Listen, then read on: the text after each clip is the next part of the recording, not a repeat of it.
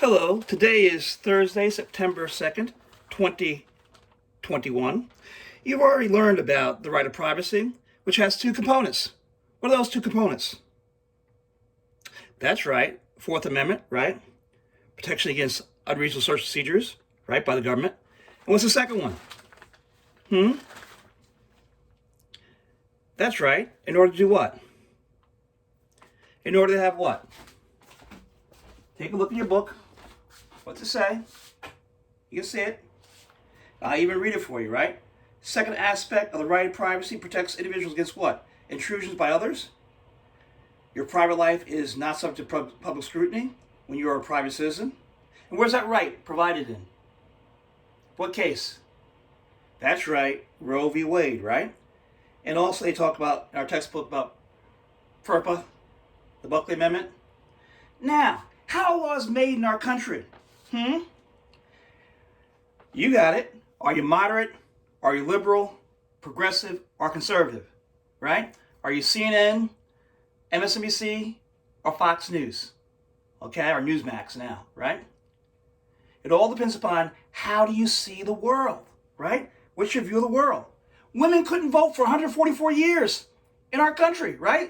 1776 to 1920. And black women in the South couldn't vote until what? August 6, 1965? So it's how you see the world. Your view of life has a great determinant on the law. But also something else our textbook talks about, where there are three areas of the law with respect to the United States Constitution and how we interpret it, right?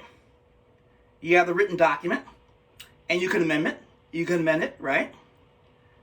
It's been amended, okay? Remember, our textbook talked about positive law and slavery. It said that that was okay, but natural law says, oh no, God created everyone equally, right? And so they changed it, 13th Amendment, which ended slavery. 14th Amendment said the slaves were citizens, okay, you should treat everybody equally. 15th Amendment gave men of color the right to vote, right? But then you have practice. Remember what George Washington did? Talked about that during our lecture. It's in the textbook. And then you have what? Custom. Custom. So there are three areas, three ways to amend the Constitution, right? Written document, practice, and custom. Well, let's see what's happening with Roe v. Wade as of today.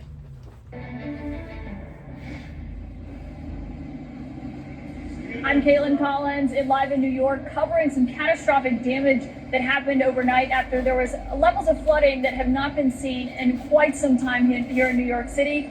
Joined by John Berman, of course, now live on the scene after, of course, it took you a while to get here as well, given the levels of traffic and issues of people actually being able to get around the Northeast right now. Better part of 3 hours for what should have been a 45-minute commute. Frankly, most people shouldn't be moving at all anywhere right now. The problem was trees down left, right, and center, and then cars, dozens of cars just abandoned on the roads that were caught in these catastrophic flash floods. And we'll get back to this breaking news. We have reporters all over New York and New Jersey, but there's also other breaking news that happened overnight, and that was just before midnight, the Supreme Court saying it is not going to block an incredibly restrictive abortion law that just went into effect into Texas the day before that bans most abortions in the state.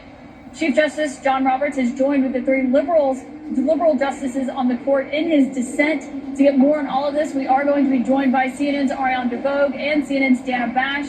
Ariane, I want to start with you because we were talking about what a stunning law this was and had gone into effect and the chilling effect it could have on other states passing other similar laws like this. So tell us what the Supreme Court said just before midnight. Right. We learned a lot last night about this conservative Supreme Court and, frankly, the fragility of Roe v. Wade, this 5-4 order issued at midnight where the court's basically green-lighting Texas's 6-week abortion ban. It's one of the most strict in the country, of course, because by that time, most women don't even know that they're pregnant. And as you said, Chief Justice John Roberts here cast his vote in dissent with the liberals. And Justice Sonia Sotomayor, she was really furious and she issued this scathing dissent. She said the court's order is stunning, presented with an application to enjoin a flagrantly unconstitutional law engineered to prohibit women from exercising their constitutional rights and evade judicial scrutiny. A majority of justices have opted to bury their heads in the sand. And what this order really highlights is how this particular law was crafted with the intent to make it really hard to block before it could go into effect. Basically, the majority said, we're not sure whether this is unconstitutional, but we think it can go into effect right now. We don't think that the clinics here showed enough harm. But as I said, that's what makes the liberals furious. And they called out not only the majority, but the Texas legislature, saying that this had been a gambit, a new way at going at Roe v. Wade. And of course, the result is today in Texas, it is very difficult to get an abortion at all. And one more thing to point out, keep in mind, this comes less than a year after the death of Justice Ruth Bader Ginsburg. Ginsburg would have been really surprised by this, not only for women, but how the procedural oddities here. And of course, she was replaced by Justice Barrett, Trump's nominee. So that really shows the importance of that changeover. Dan, there are a couple things I think people need to know here. Number one, this upends Roe versus Wade, at least in Texas. Completely upends it. Abortions banned more or less after 6 weeks. Again, most women don't even know they're pregnant at 6 weeks. Abortions banned, no exceptions, even for rape or incest. The second thing people need to know is that this was 5-4. John Roberts, the honestly pro-life Chief Justice, actually voted with the liberals here, and it still did not prevail. So what this tells you is where this court is on Roe versus Wade, it seems, going forward. And this, it's a sea change already in Texas. So the point that I've made is the law in the United States of America is determined upon how do I feel? How do you feel? How does the judge feel? Are they moderate? Are they liberal, progressive? Are they conservative? Now you heard them mention Justice Ruth Bader Ginsburg. Where in our textbook have we seen her? Where? Chapter 3. That's correct. That's correct, right? And she was a liberal, progressive, fought for women's rights, right? And in chapter 3, you might want to know what she said about that case. That's in the textbook. You can go ahead and read that, okay, if you haven't read it already. And she was replaced by what? Justice Barrett, a conservative. With abortion and Roe versus Wade. But what's to come is, I think, and you tell me what you think, about to be a radical shift on abortion in this country. It very well could be. And the fact is that this is the first, on this issue, the first very glaring reminder that elections have consequences. And the fact is that for various reasons, President Trump was able to make good on his promise to put conservatives on the court. And I was thinking about this, John and Caitlin. I was thinking about the fact that the only reason why Donald Trump was really able to get the conservatives, especially Christian conservatives, behind him during the primary process back in 2016 is because he made this particular promise that he was going to, he gave them specific names of people that he would put on the court if he were president, and he made good on that, and he had the opportunity to make good on that because of some political games at the front end and because of the death of Ruth Bader Ginsburg. But I think that you're absolutely right. This is a unique case, and Ariane certainly spoke to that.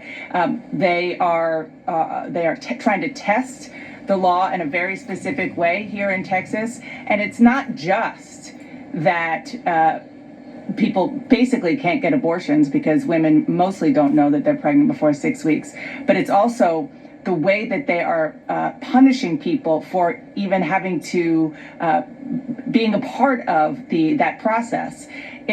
encourages vigilantism, and then it allows basically a bounty for civilians, not the law enforcement and government, but civilians, to seek out and call out people who might assist in any way a woman who goes ahead and gets that abortion.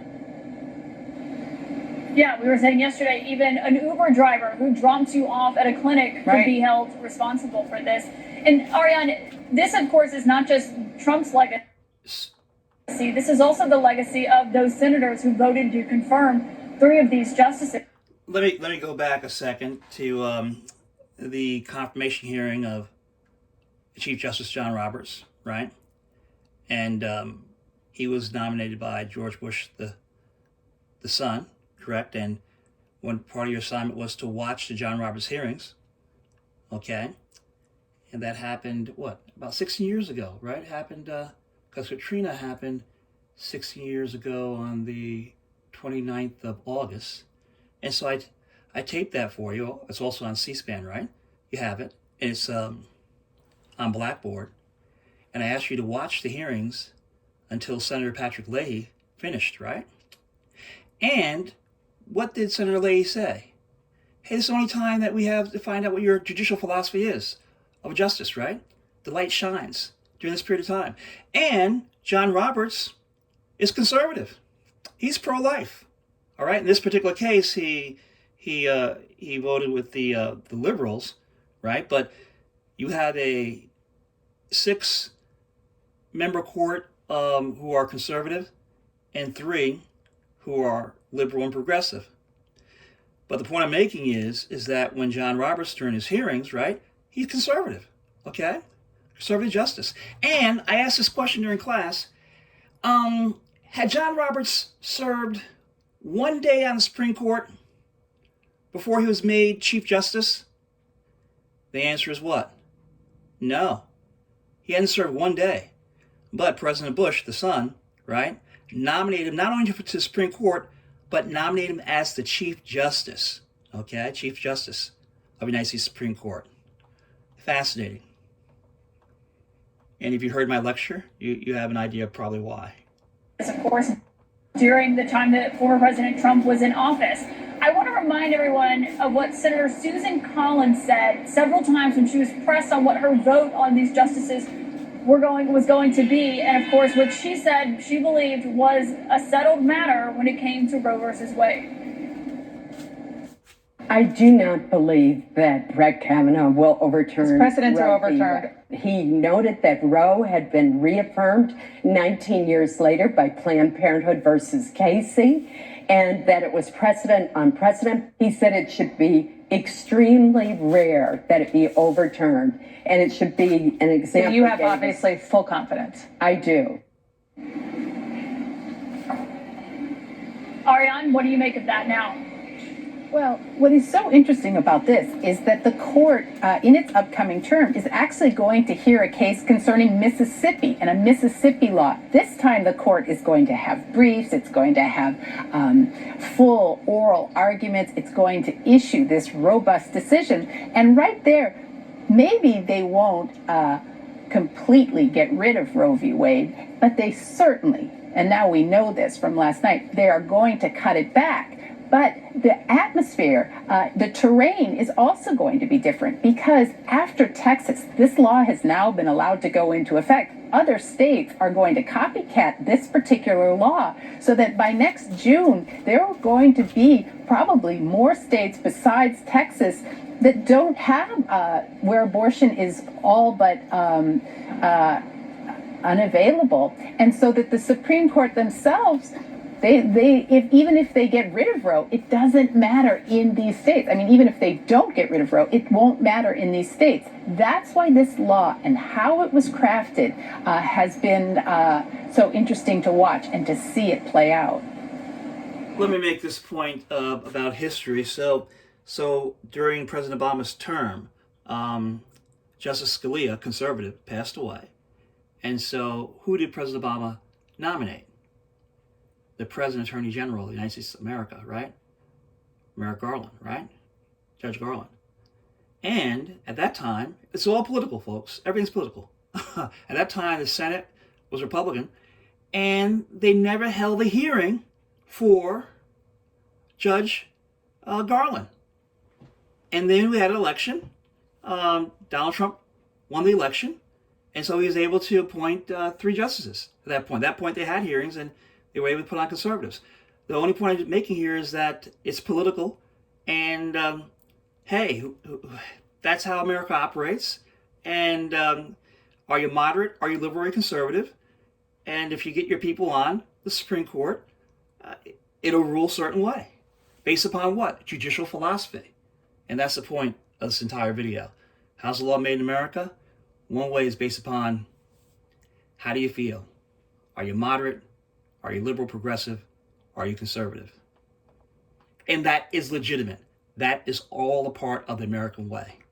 I couldn't help but notice that the person asking the probing questions of Senator Susan Collins there was none other than Dana Bash. And Dana, I'm curious what you think the political consequences of this will be going forward, maybe in the 2022 elections. You know, for so long, the motivator on this issue was on the right. You know, how many elections did we cover where the arguments that Republican candidates made seemed to be much more potent with conservative voters on social issues, particularly on the issue of abortion, because the fact is that on the more liberal side or the more abortion right side, the people who are voting just assume that Roe v. Wade was the law of the land and wouldn't change. And now it is right in every voter's faces that is very much not a given. And it is not the law of the land here in Texas, full stop. It just isn't. And so there's no question that issue is going to be front and center, particularly in the suburbs, where the House in 2022 will be won or lost by Democrats and Republicans because the margin is so narrow. Jana, Ariane, thank you for joining us on this. We'll be waiting to see what the White House says about this new weigh-in from the Supreme Court. And you can take a look at the new Georgia law, which gives that legislature the ability to overturn elections. But don't forget, we have what? What 2 views of the Constitution? We have the bedrock view, right? I call that the fundamental view. WUMA, right? And then we have what? The living document view, right? Meet George Jetson, Jane his wife, right? That cartoon, right? Everything like that. That things change over time. Or the bedrock view, which is what? Strict constructionists, okay? Originalists, conservative. And then our textbook, chapter 4, talks about what? Amending the Constitution. And it says the Constitution has been amended in 3 ways: expressly, by interpretation, and by practice, right? And it says constitutional method of amending, Article 5 of the Constitution gives a procedure to be followed for amending the Constitution. Relatively few changes have been made to the Constitution by this formal process, although thousands of proposals have been made. Thousands, right? Since the time of its adoption, there have been only 27 amendments to the Constitution. Oh, by the way, how come you can vote at the age of 18? Talked about that in class, right? Then you have what? Amendment by judicial interpretation. United States Supreme Court has made the greatest changes in the written Constitution by interpreting it. Oh, interpretation, right? Generally, interpretation is used to apply the Constitution to a new situation that could not have been foreseen when the written Constitution was adopted. And then the third way is what? Practice. Yes, practice. In practice, the letter of the Constitution is not always followed. Departure from the written Constitution began as early as what? 1793. When who? President George Washington refused to make treaties as required by the Constitution by and with the consent of the Senate. What did he do? He began the practice of the president negotiating a treaty with a foreign country and then submitting it to the Senate for approval. and this practice has been followed since that time. Similarly, the Electoral College was originally intended to exercise independent judgment in selecting the president, but is now automatically elects the official candidate, the party that elected the majority of the members of the Electoral College. So when you vote, as you know, you're voting for electors who then decide to vote for the candidate who has won that particular state. Although in many states, electors can choose not to vote for a certain candidate. And we had a discussion about that. And you watched the video of the Yale professor and the other Electoral College material that's on Blackboard. But up next, we are going to get to some stunning new footage of the flooding that happened in New Jersey. We've been talking about it all morning as officials are dealing with the aftermath, and it will be up right after this break. Keep studying, keep moving forward, keep working on your outline. Don't quit, don't give up, don't give in. Life will get better and better and better. America is still the greatest nation in the history of humankind. And as goes America, so goes the world.